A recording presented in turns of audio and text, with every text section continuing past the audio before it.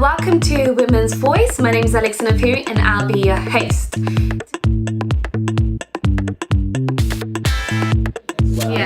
I think we're all women, we all sort of suffer from this thing of, what do they call it, the imposter syndrome, isn't it? And there's this whole like, I'm not really supposed to do this syndrome. Yeah. But I think we're getting to a point where we're like, actually, this is how we do it. Yeah. This is how we do it. I'm sitting with Bunmi Durowoju, who is the Senior Business Development Manager at Microsoft. She's currently working on the emerging markets and also on the Affordable Access Initiative. So can you tell me a little bit about that? Yeah. First of all, thanks for coming and having a chat with me. You know, I always love having a chat with you and talking about stuff. I work for Microsoft. And my work as a Senior Business Development Manager in this part of the org really revolves around strategic partnerships in the emerging markets, but also because I'm based in the UK, I deal with UK and European companies as well who have a global reach into the emerging markets. In addition to that, I also do some business development for the Affordable Access Initiative, which has been recently renamed the Microsoft Airband Initiative. And the renaming really has come out from sort of doubling down on trying to connect the unconnected in the US. In India and also the rest of the world. Ultimately, the Microsoft Airband Initiative is really trying to roll out affordable access projects in areas and making sure we connect the unconnected. So as a lawyer, and you practiced for 3 years, how did you get into technology? Yeah, and I think maybe it's I was probably into technology even before I qualified. Okay. In that my bachelor's was law and psychology. My master's was in the management of intellectual property. And that was an MSc, so it was a Master of Science. And we really doubled down on patents, trademarks, copyright, competition law. Yeah. And it was really at the time of kind of like the digital boom, the .com era and all of that great stuff. So we were looking really at ownership of intellectual property in the digital space. And that was just phenomenal because we were really trying to apply an area of law to an area that it hadn't been built for. So, looking at the law around CDs and music and what have you, that was great. Again, sort of ownership of digital media and just seeing how the law applied to that.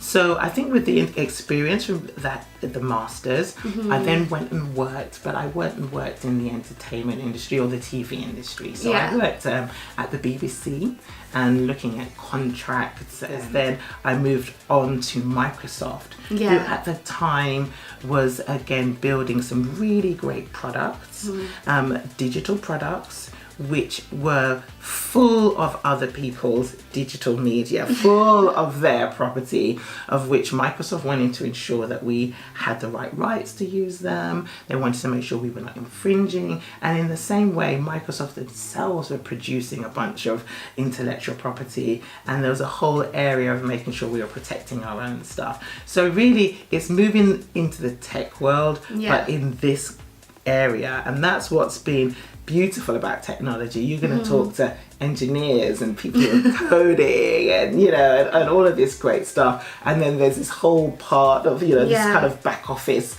set of people who are kind of supporting the technology industry. Yeah. So how have you found working in the technology industry? So what makes it different to working in the legal sector? Oh wow, it's like free falling, really. Just the speed of which you iterate in the technology space is just phenomenal, and also the forward thinking of people in this industry, the innovation is just so, it's very empowering, it's really exhilarating, and I think it brings law alive. It brings the area that I was looking into alive, because it was really having to, like I said, apply a traditional set of legal principles to very futuristic, innovative ideas. Yeah. And so that was just really, really interesting.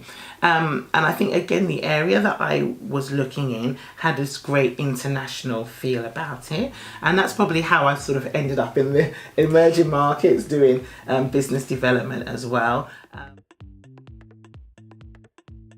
I know you're born and bred in the UK from Nigerian parents. How has it been working in the emerging markets and using that background? Yeah, that's a great question. Because one of my titles is West African, West Londoner. Depending on who the audience is, sometimes I switch it, London, West African. And oh my gosh, that's a real sort of specific experience, you know, because I'm English, born British passport, West London. Yeah. From Nigerian parents who really imbued the Nigerian culture into me while being in this country. Yeah. And that was so enriching for me in terms of food and language and family and what have you. And then going through my career journey, I had not always had the opportunity to work in the emerging markets, and let's say with or for the African market until recently. So that, in the first instance, was such a wonderful and sort of liberating opportunity that I got in the current role that I have, to be able to make my day-to-day impact the country of my forefathers, let's say. That in itself is just fabulous. One of the things that I love about technology is the way that it's connected the world in the most unimaginable way. Bunmi, could you tell me a little bit about the Affordable Access Initiative? Absolutely. Let's start with the statistic of at least 3.8 billion people worldwide not being connected to the internet. Then let's just think about what you and I do every day in terms of our internet connection. Every day on the phone. Exactly, every day on the phone, every day on the internet, needing that connection. Needing that connection in terms of our education, our employment, our health needs. And then if you just think about that number of people who do not have that access, both in developed and developing markets. And so this is something that Microsoft has identified and other companies have identified, and it's really something that the Affordable Access Initiative, now renamed Microsoft Airband Initiative, is really doubling down on. And the work that they're doing there is using new technologies, be they TV white space or other dynamic spectrum type technologies, to really get some affordable connectivity projects deployed. We've already shown that this technology works, and now we just really want to have some really good scaled projects where we're touching millions of people and being able to connect millions of people. We've got projects such as homework projects. We call it the homework gap, where you may have a school that is connected, but in that same area you may find that children who are going to school do not have connectivity in their homes. This is affecting the kind of work they're able to do at home. It's affecting their communication with their teachers. Using this technology, we're able to extend their broadband connectivity from the school into their home. So you then have this network of connectivity in the community, which is enabling them to do things that they were not able to do. Once we have some energy and we have some connectivity, what kind of services are required in these rural and local areas? They have to be fit for purpose. So this initiative is is thinking about all of this different stuff. And really trying to pull together partners. There's a lot of people doing some great innovation out there. Yeah. It's just takes somebody like the Airband crew and business development supporting them to try and pull all these guys together to really sort of make a difference. Yeah. So how is this initiative impacting women? Oh, that's really, really a good question, because the issue of women, the issue of health, education, food, so let's call it agri-tech, economic empowerment is massive. Yeah. Not just for this initiative, but also I think there's the UN development goals as well, where again a lot of the work that we're doing impacts on them too.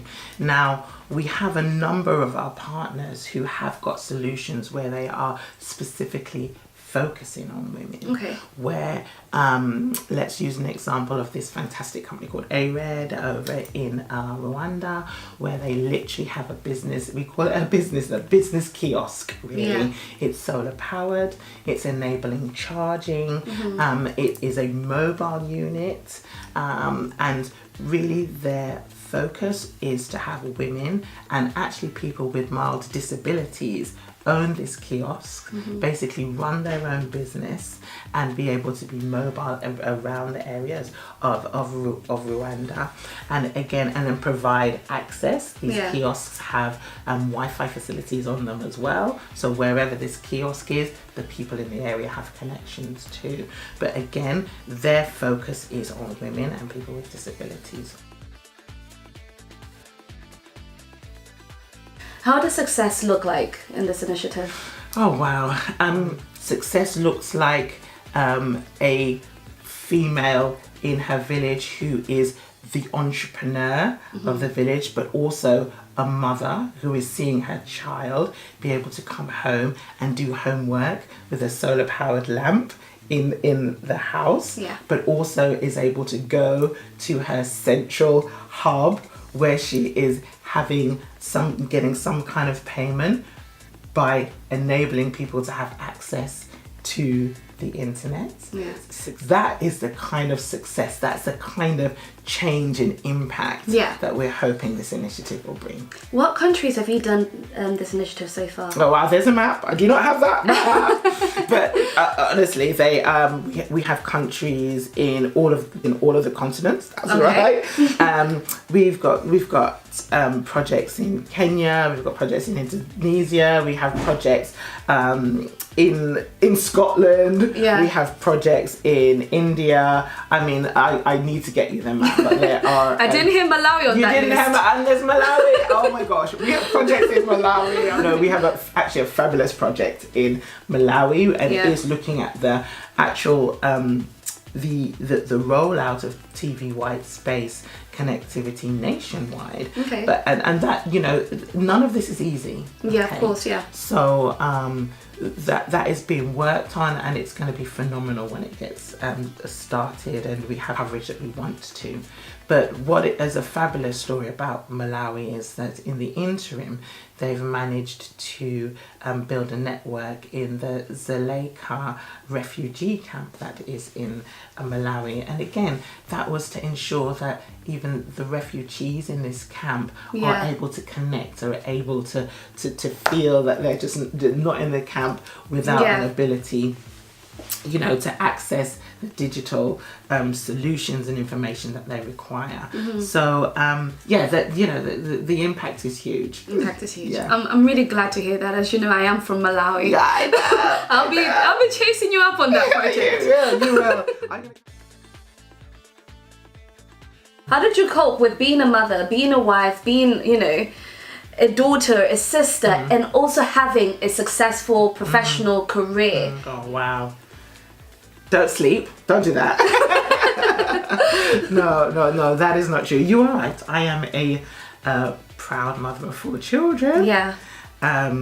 Ranging from 18 to 4 years old. Wow. And one is going to uni, right? Yeah, one's about to go to uni. One's about to start school. So I've got children at every at every range. It's just been great. I think, I live a life where each aspect of my life kind of feeds off the other aspect. Does that make sense? Yeah. So, and also I am very conscious about what I, as a woman, aspire to. And I aspire to many things, and I aspire to all of those things. I have done, and I've tried to drive to achieve them. So I have always wanted to be a mother of a large family. Yeah. I've always wanted to be a successful professional. I think that you have to have a certain amount of energy to try and keep all the balls in the air. Yeah. And I recently, funny enough, read a book, and I think I was talking to you about this earlier by a lady called Laura Vanderkam. Yeah. Yeah. And she, and the book is like, I Know How She Does It. And that's, it's an answer to another book that was just like, I don't know how she does it, which, anyway. I'm guessing you're not a big fan of the other book. No, the other book just like made me think, just get with it, just do it. But I love Laura's book because it basically documents a bunch of women like me. Yeah. Who have the family and have a husband and have a career and just have realised that you do things in a different way. Yeah. So you have to have this confidence of moving out of the norm of the normal daily timetable. Yeah. You have to have the freedom within your working environment to be able to inject a level of flexibility.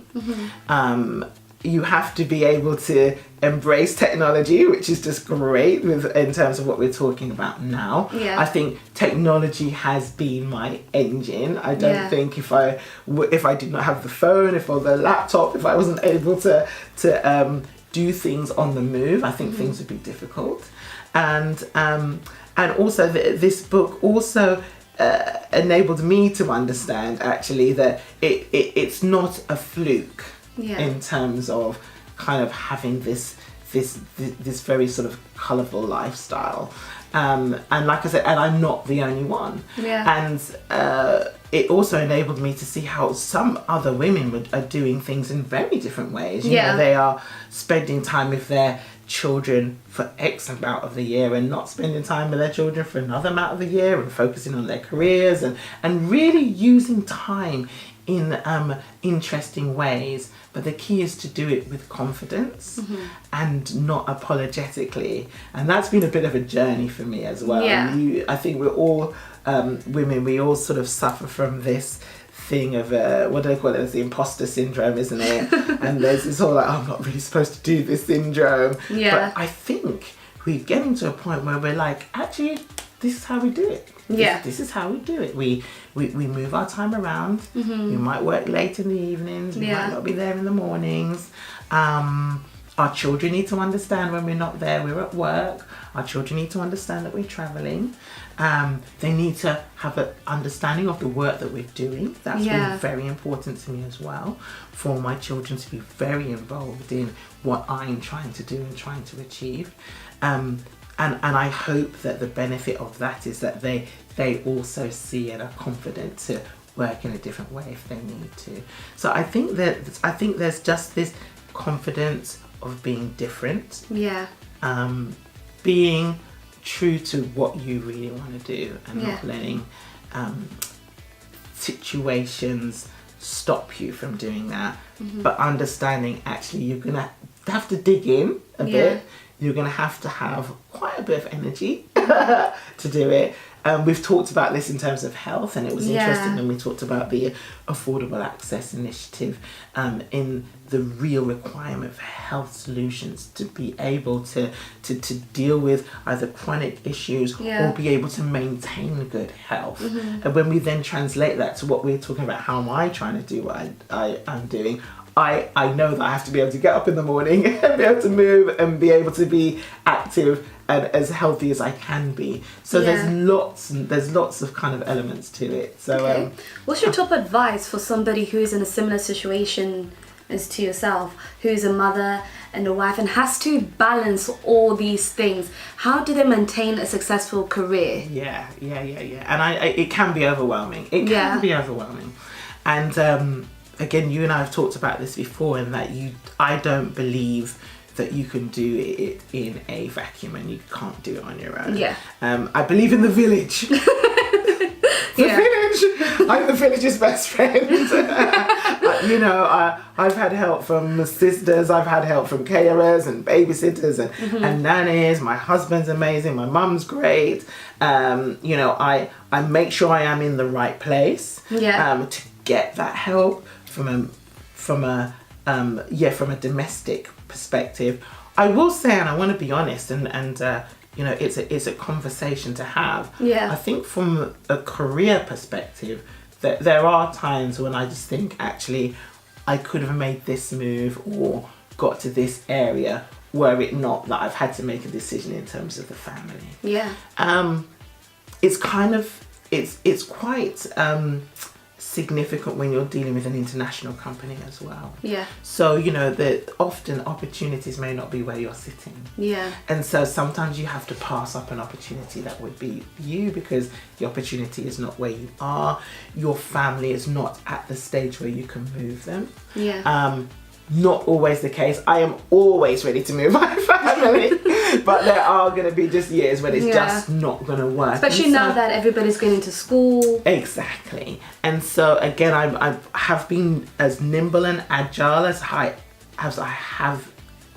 can be in that area, but there are just times when you're just like, no, we can't just up and move now. Yeah. And so that will impact some people's careers. Yeah. But nobody should ever think that that's the end, right? Because there's always more than one way to skin a cat. And once you are aware that, an opportunity may have passed you by for X reasons, be very comfortable why those opportunities have passed you by, if it is because of your family, because of your health and what have you, but then immediately start thinking about what else can happen. The next opportunity. Don't sweat the other stuff. Yeah. And also, and I know some of this must sound so cliche, but it's just true, the journey that you're taking is so important, right? So I do think that as women, sometimes we hold off. We hold off on trying to get enjoyment, or we hold off on feeling that we've achieved anything until we get to X stage. But what we need to understand is that journey, if every step of the journey is worthwhile, if you're ticking a box, if you've made someone happy, you've spent some time with your kid, you've set off a great proposal at work, you know, you've had you've been acknowledged at your office, although you haven't seen your kids for a few days, and what have you, you've had a great holiday. Yeah. All of this stuff is the journey, and that is actually more important than, you know, almost like where you get to in the end. Yeah. We've got to try and remember that.